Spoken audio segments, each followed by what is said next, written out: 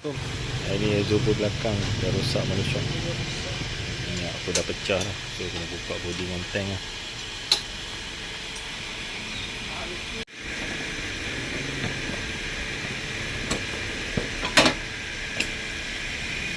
Manusia dah bocor guys.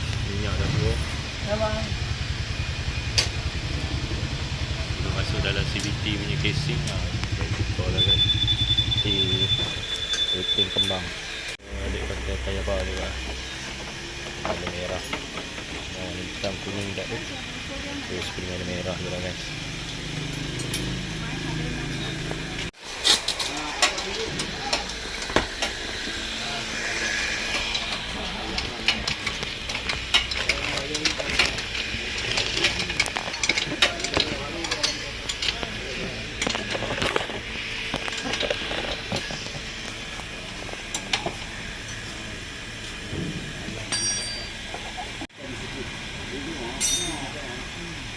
Sama Ego S dengan Ego SC.